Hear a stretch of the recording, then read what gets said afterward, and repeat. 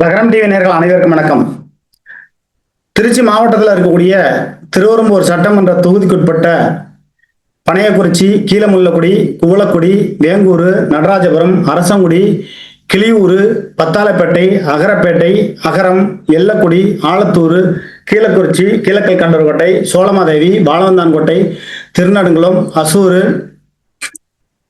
எலந்தப்பட்டி, கும்பக்குடி, குண்டூர், சூரியூர் மற்றும் காந்தலூர் கிராமங்கள், Pappakurichi sense town, Thiruverumbur பேரூராட்சி, குத்துப்பார் பேரூராட்சி, கிருஷ்ணாசமுத்திரம் சென்ஸ் டவுன், துவாக்குடி பேரூராட்சி, நவல்பட்டு சென்ஸ் டவுனு மற்றும் பழங்கனாங்குடி சென்ஸ் டவுனு, திருச்சிராப்பள்ளி வட்டம், திருச்சிராப்பள்ளி மாநகராட்சி, வார்டு 7, 27 முதல் 27, 32 வரை மற்றும் இப்படி நிறைய இந்த தொகுதியை பற்றி நிறைய சொல்லலாம். இத்தனை பகுதிக்குட்பட்ட இந்த பகுதியில ஓட்டு வங்கி யாருக்கு எந்தெந்த பகுதியில் இருக்கு இன்னும் சொல்ல போனா அந்த பக்கம் அசூர், பழங்கனாங்குடி, தேனையர்பட்டி, இன்னும் பல்வேறு பொய்யக்குடி இந்த பகுதியெல்லாம் இருக்கு. அவுட்ரு பகுதியில் எல்லாமே குமார் அவர்களுக்கும் மகேஷ் அவர்களுக்கும் சமபலமா இருக்கு அப்படிங்கிறாங்க. இந்த தொழிற்சங்க ஓட்டு, இஸ்லாமியர்கள் ஓட்டு இது மகேஷுக்கு கூடுதலா இருக்கும். ஏன்னா அந்த தொகுதியினுடைய தன்மையே அப்படிதான். ரெண்டாவது, ஆரம்பத்துல இருந்து உள்ளூர் கல்யாணம் வெளியூர் கல்யாணம் பார்ப்பாங்க.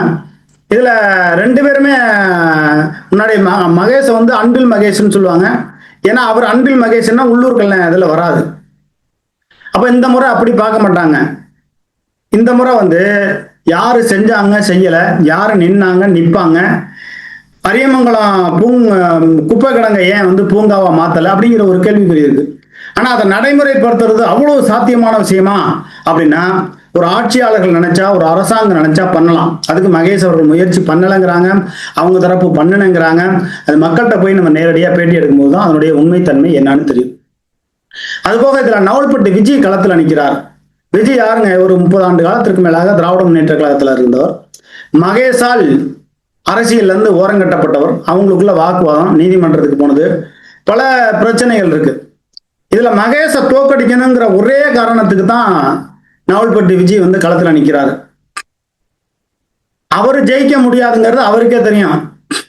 ஏன்னா தமிழ்நாட்டுல இருவரும் திராவிட கட்சிகள், இப்ப திருச்சியில நேரு இரட்டை இலை சின்னம் அல்லாத வேற எந்த சின்னம் வேணாலும் இருக்கட்டும் அப்படின்னு சொல்லி எடப்பாடி கிட்ட ஒரு ரகசிய உடன்பாடு வச்சுதான் கூட்டணிக்கு கொடுங்கன்னு பேசியிருக்கிறதா ஒரு தகவல். இல்லைங்க, எடப்பாடி முன்னாடி பகையா இருந்தாரு, நட்பா இருந்தாரு, இப்ப பகையா இருக்காருன்னா அப்ப நட்பு பகையெல்லாம் மாறி மாறி வருதா அப்படிங்கிற ஒரு கேள்விக்குறி இருக்கு. ஆனாலும் நேருவோட வெற்றி இந்த தடவை பறிக்கப்படும் அப்படிங்கிற லெவலுக்கு இருக்காங்க. அங்க கல்லரு, வெள்ளாளரு, முத்திரையரு, தேவேந்திரர் உட்பட அவங்க கொஞ்சம் ஓரளவு இழுத்து வர்றாங்க. அப்ப அவங்க ஒற்றுமையா வரப்போறாங்க. நேருவோட தோல்வி உறுதி செய்யப்பட்டது அப்படின்னு சொல்றாங்க. ஒருத்தர் தரப்பு இல்லைங்க, அவர் ஒரு வீட்டுக்கு 1 லட்சம் கூட கொடுப்பாருங்க அப்படின்னு சொல்றாங்க. அப்ப வீட்டுக்கு 1 லட்சம் கொடுக்குறாருன்னா அப்ப தேர்தல் ஆணையம் பறக்கும் படையில என்ன செஞ்சுட்டு இருக்கு? அப்ப அங்க களத்துல இறங்கணும். இன்னும் சொல்ல போனா திருச்சி மாவட்டத்தில் மண்ணச்சநல்லூர், திருச்சி மேற்கு 2 தொகுதியிலையும் தேர்தலை நிறுத்தணும் அப்படிங்கிற லெவலுக்கு சொல்றாங்க. திருவெரும்பூர்லயும் அப்படிதான் நிலைமை. திருவெரும்பூர்ல நவல்பட்டு விஜயும் பணத்தை இறக்குவாரு. இவர் நேரோட பினாமி அப்படின்னு சொல்லப்படுது. இல்லைங்க அப்படிலாம் கிடையாது, அவர் கட்சியில இருந்தாரு, அது போய் பினாமின்னு எப்படி சொல்லுவீங்க அப்படிங்கிறாரு. இவருக்கு உள்ளூர்ல கொஞ்சம் மதிப்பு இருக்கு, ஒரு 20,000 ஓட்டு வாங்குவாருங்கிறாங்க. ஒரு சில பேர் 30,000, ஒரு சில பேர் 40,000ங்கிறாங்க. குறைஞ்சபட்சம் இவர் 50,000 ஓட்டு வாங்கினா அதிமுக சார்ந்த குமார் வெற்றி பெறலாம். 30க்கு கீழே போனா மகேஷ் அப்படிங்கிற ஒரு நிலைமை இருக்கு. மகேஷுக்கு ஓட்டு எதிருமா, குமார் அவர்களுக்கு ஓட்டு மேல போகுமா அப்படிங்கிற ஒரு கேள்வி இருக்கு. இன்னும் சொல்ல போனா இந்த 2 கட்சிக்குள்ள, திமுக அதிமுகக்குள்ள உள்ளடி வேலைகள் நடக்குமானா 2016 உள்ளடி வேலை நடந்துச்சு. சில ஒன்றிய செயலாளர்கள் குமார் அவர்களுக்கு எதிர்ப்பாக நின்றார்கள். 2021 எதிர்ப்பாக நின்று மகேஷிடம் பணம் வாங்குகிறார்கள். 5 லட்சம் 20 லட்சம்னு ஒரு 2 பகுதி செயலாளர்கள், 2 ஒன்றிய செயலாளர்கள் சொல்லி தலா 15 லட்சம் 2016 வாங்கியிருக்காங்க, 2021 வாங்கியிருக்காங்க.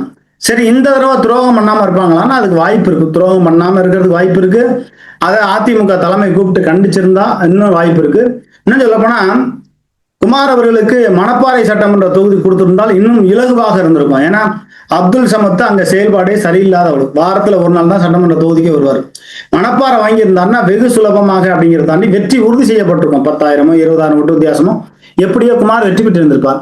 திருவெரும்பூர் தொகுதி கொஞ்சம் வில்லங்கமான தொகுதி தான். இவர் வெற்றி பெறுவதற்கான சாத்தியக்கூறும் இருக்கிறது, குமார் அவர்கள் வெற்றி பெறுவதற்கான சாத்தியக்கூறும் இருக்கிறது, மகேஷ் அவர்கள் தட்டி பறிப்பதற்கான வாய்ப்புகளும் இருக்கு. அதே நேரத்தில் கே.என். சேகரன், அன்பில் பெரியசாமி இந்த முறை ஒழுங்காக ஒத்துழைப்பு கொடுத்தார்கள் ஆனால் இவர் வெற்றி பெறுவார். அவர் ஒத்துழைப்பு கொடுக்கவில்லை என்று சொன்னால், அதே போல நவல்பட்டு விஜி ஒரு 40,000 ஓட்டு வாங்கி விட்டால் குமார் வெற்றி பெறுவதற்கான வாய்ப்பு இருக்கு. நவல்பட்டு விஜி ஒரு 20,000க்குள்ள நிக்கிறார்னா, அன்பில் இவரு கூத்தப்பாறை முன்னாள் எம்எல்ஏ சேகரன், அன்பில் பெரியசாமி இவங்க வேலை பார்த்தாங்கன்னா மகேஷ் அவர்களுக்கு சாதகமான இருக்கு அப்படின்னு 2 விதமான கருத்தை சொல்றாங்க. இன்னும் இந்த தொகுதியோட நிலவரத்தை இன்னும் நாடி பிடிச்சி நம்மளால கணிக்க முடியல. குமார் அவர்கள் வெற்றி பெறுவதற்கான சாத்தியக்கூறு இதெல்லாம் இருக்கு. அன்பில் மகேஷ் வெற்றி பெறுவர்கள் சாத்தியக்கூறு இதெல்லாம் இருக்கு சாத்தியக்கூறு. அப்ப நவல்பட்டு விஜய் எந்த லெவலுக்கு ஓட்டு இழுத்து ஒரு 40,000 ஓட்டு வாங்கினார்னா குமார் வெற்றி பெறுவதற்கான சாத்தியக்கூறு இருக்கு. இவர் நவல்பட்டு விஜய் குறைவாக ஓட்டு வாங்கினால் மகேஷ் வெற்றி பெறுவதற்கான வாய்ப்பு இருக்கு. இது எப்படிங்க நவல்பட்டு விஜய் ஓட்டை பிரிச்சாருன்னா திமுக வெறுப்பு ஓட்டை தானே பிரிப்பாரு அப்படின்னு சொல்லலாம். அதிமுகவுக்கு போகக்கூடிய ஓட்டுகளையும் பிரிப்பார். ஏன்னா எப்படியா இருந்தாலும் இவருக்கு குமார் ஜெயிச்சாலும் ஜெயிக்கட்டும், மகேஷ் ஜெயிக்க கூடாதுங்கிறது தான் விஜயோட நோக்கமா இருக்கும். ஏன்னா தன்னுடைய கட்சியோட வலிமை என்னன்னு அவருக்கு தெரியும். விசில் அடிக்கிறாங்க அப்படின்னா அவங்களுக்கு பூத் லெவல்ல போய் வேலை செய்ய தெரியாது. அவங்க நவல்பட்டு விஜய் கூட இருந்தவங்களுக்கு பூத் லெவல்ல வேலை செய்யறது என்னன்னு தெரியும். இப்போ இதுல திருத்தணியிலேயோ ஏதோ ஒரு சட்டமன்ற தொகுதியில என் கூட வர வேண்டிய வேட்பாளர்கள் சைக்கிள்ல வாங்க அப்படிங்கிறாராம். ஏன்னா பெட்ரோல் செலவு போடணும்ல, கண்ணாடி போட்டுக்கிட்டு அப்படியே போய் டீ குடிங்க அப்படின்னு சொல்லிட்டு ஓட்டு கேட்டுக்கிட்டு இருக்காராம் ஒருத்தர். இப்போ தமிழ்நாட்டுல தாவேக்கா செங்கோட்டையனுடைய கணக்கு எப்படியா இருந்தாலும் ஆட்சியை பிடிச்சிடலாம், எதிர்கட்சியா வந்துடலாம்னு அவர் கற்பனை பண்ணிட்டு இருக்காரு. அதற்கான வாய்ப்புகளை கண்ணுக்கு எட்டிய தூரம் இல்லை. தமிழக வெற்றி கழகம் என்ற ஒரு கட்சி தமிழ்நாட்டுல ஒரு தொகுதி கூட பிடிப்பதற்கான சாத்தியக்குறை இல்லை. ஏன்னா அவங்க பாஜகவால் இறக்குமதி செய்யப்பட்டவர்கள்ங்கிறது உலகத்துக்கே தெரியும். அந்த நிலைமையில இருக்கும்போது நவல்பட்டு விஜய் தன்னுடைய தனிப்பட்ட செல்வாக்கை வைத்து ஒரு 20,000 ஓட்டுக்கு மேல வாங்கினதான். மற்றபடி இவர் போல தனிப்பட்ட செல்வாக்கு உள்ளவங்க தாவேக்கா கட்சியில எத்தனை பேர் இருக்காங்க சொல்லுங்க? பெரிய அளவுக்கு சொல்லிட முடியாது. கூப்பா கிருஷ்ணன் ஒருத்தர் இருக்காரு, அவர் தனிப்பட்ட முறையில ஓட்டு வாங்கலாம். ஒரு 40,000 ஓட்டு வரலையும் கூப்பா கிருஷ்ணன் வாங்குவார். 40,000 35,000 வரலையும், அதுக்கு 35 40 30ல 35 40 இந்த லெவலில் வாங்குவார். நவல்பட்டு விஜய் 25 30 35 இதை தாண்டி போறதுக்கான வாய்ப்புகள் இல்லை. தாண்டி போனார்னா நவல்பட்டு விஜய் அதிக வாக்குகள் வாங்கினார்னா அது அதிமுக ஓட்டுகளை பிரிப்பார். அதிமுக ஓட்டுகளை பிரித்து 40,000 ஓட்டுக்கு மேல நவல்பட்டு விஜய் வாங்கினார்னா அது மகேஷ் அவர்களுக்கு சாதகமா இருக்கும். 20,000 ஓட்டுக்குள்ள சுருங்குறாரு அப்படின்னா அங்க 20,000 ஓட்டுக்குள்ள சுருங்கணும். அதே போல நாம் தமிழர் கட்சியும் ஓட்டு கம்மியா வாங்கணும். அப்பனா குமார் அவர்களுக்கு வெற்றி பெறுவதற்கான சாத்தியக்கூறு. ஏன்னா நம்ம எந்த ஒரு செய்தி சொன்னாலும் நடுநிலையா சொல்லணும். மகேஷ் தோற்பதற்கான வழிவகைகளும் உண்டு. அவர் தொகுதிக்குள்ள ஒழுங்கான செயல்பாடு ஓரளவு செஞ்சிருந்தாலும் கூட அவருக்கு முழுக்க கெட்ட பேர் ஏற்படுத்தி அவருடைய உதவியாளர் அருண் என்பவர் கோடிக்கணக்கில் சம்பாரிச்சார். இங்க அமைச்சர் கல்வித்துறை அமைச்சர் மகேஷ் கிடையாது, அருண் தான் மகேஷ். அந்த லெவலுக்கு தான் இருந்திருக்குங்கிறாங்க. இல்லைங்க, அவர் ஒருத்தட்ட பொறுப்பை ஒப்படைச்சிட்டு போனாரு, அவர் இது பண்ணதுக்கு இவர் எப்படி பொறுப்பாக முடியும்னு கேட்கலாம் திமுக காரங்க. அது இல்லை, புகஞ்சு விடுறேன். நவல்பட்டு விஜய் கூடுதலான ஓட்டு வங்கிகளை பிரித்தால் அது மகேஷ் அவர்களுக்கு ஆபத்தா, குமார் அவர்களுக்கு ஆதரவா எதிர்ப்பா அப்படின்னா நவல்பட்டு விஜய் பிரிக்கக்கூடிய ஓட்டு திமுக ஓட்டுல ஒரு 3% ஓட்டு, அதிமுக ஓட்டுல ஒரு 4% ஓட்டு, மொத்தம் 7% ஓட்டுக்கு மேல இவர் தாண்ட மாட்டாரு. அப்படி பாத்தீங்கன்னா குறைஞ்சபட்சம்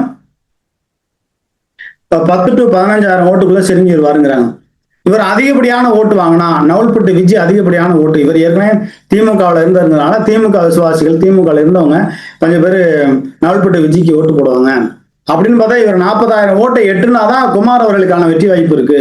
குறைவா போனா மகேஷுக்கு சாதகமா இருக்குங்கிறாங்க. சரி, அது போக ராஜேஷ் நிக்கிறார் இல்லையா நாம் தமிழர் கட்சியில, அவர் திமுக வெறுப்பு ஓட்டுகளை 30,000 ஓட்டு வாங்கினார்னா அது ராஜேஷுக்கு சாதகமா போயிடும். திமுக வெறுப்பு ஓட்டுகளை குறைவாக வாங்கி அதுல ஒரு 10,000 ஓட்டு குமார் அவர்களுக்கு போனுச்சுன்னா குமாருக்கு சாதகமா இருக்கும் அப்படிங்கிறாங்க. ஏன்னா வெற்றி வாய்ப்பு தோல்வி நிலவரம் எல்லாத்தையும் நம்ம ஓரளவு சொல்லிட்டோம். ஏன்னா ஆருடம் நம்மளால சொல்ல முடியாது. சாதக பாதகமான சூழ்நிலையில் இருக்கிறது. மகேஷ் அவர்களுக்கு பாதகமான சூழ்நிலை இல்லையா? இருக்கிறது.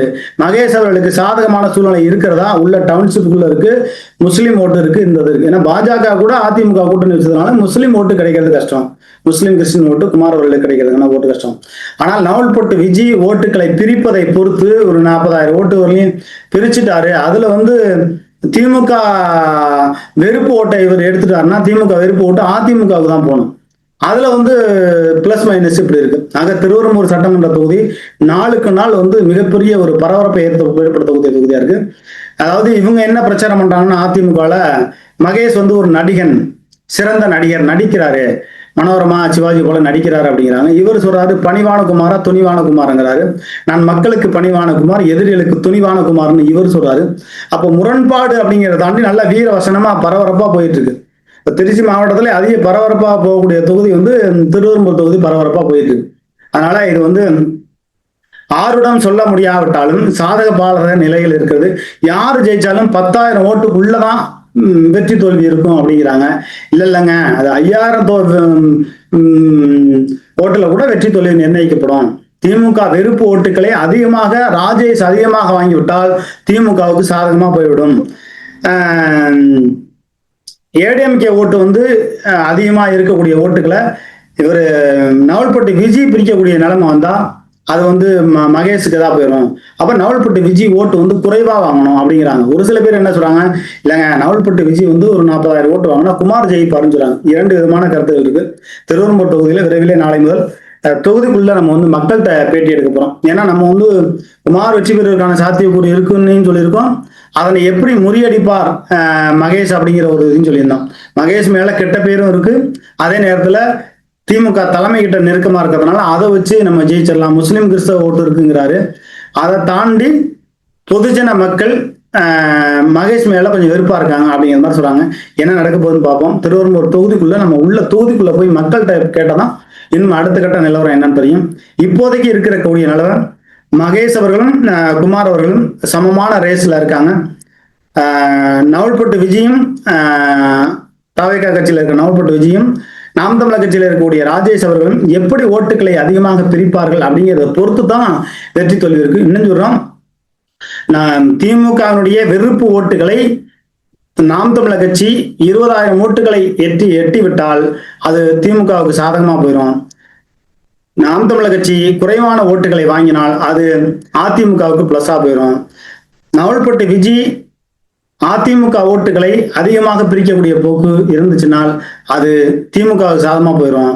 அதே நேரத்துல இவர் உள்ளூர் ஆட்கள், அந்த லோக்கல்ல உள்ளவங்க எல்லாம் திமுக ஆதரவாளர்கள் இருக்காங்கல்ல, அவங்க எல்லாம் மகேஷுக்கு ஓட்டு போடாம இவருக்கு நவல்பட்டு விஜய்க்கு ஓட்டு போட்டா அது குமார் அவர்களுக்கு சாதகமா போயிடும் அப்படின்னு 3 விதமான கருத்துக்களை போட்டு குழப்புறாங்க திருவெரும்பூர் சட்டமன்ற தொகுதியில. என்ன நடக்க போகுதுன்னு பார்ப்போம். குமார் அவர்களுக்கு கொஞ்சம் உற்சாகமா இருக்காரு, ஒரு மாற்றம் ஏற்படும்னு.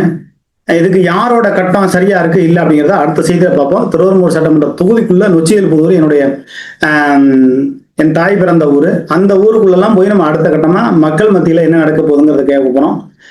திருவெரும்பூர் சட்டமன்ற தொகுதிக்குள்ள கள நிலவரம் என்ன, திருவெரும்பூர் சட்டமன்ற தொகுதியில யார் வெற்றி பெறுவதற்கான சாத்தியக்கூறு இருக்கு, யாருக்கு ஓட்டு கூடுதலா இருக்கும் குறைவா இருக்கும், யார் ஓட்டை யார் வாங்கினா சாதக பாதகமான நிலை வரும், நவல்பட்டு விஜய்க்கு எப்படி இருக்கு, ராஜேஷ் நாம் தமிழர் கட்சி ராஜேஷுக்கு எப்படி இருக்கு அப்படிங்கிற கருத்தெல்லாம் அதுல உள்ள பதிவிட்டீங்கன்னா, எந்தெந்த ஊர்ல பேட்டி எடுக்கணும், எங்க ஊருக்கு வாங்க பேட்டி எடுங்க அப்படின்னு சொன்னீங்கன்னா நான் வர தயாரா இருக்கேன். எந்த ஊர்னு கூட நீங்க குறிப்பிடுங்க, உங்க கைபேசின்னு கொடுங்க. லகரம் டிவி சேனல்ல தொடர்ந்து ஆதரிங்க. நன்றி, வணக்கம்.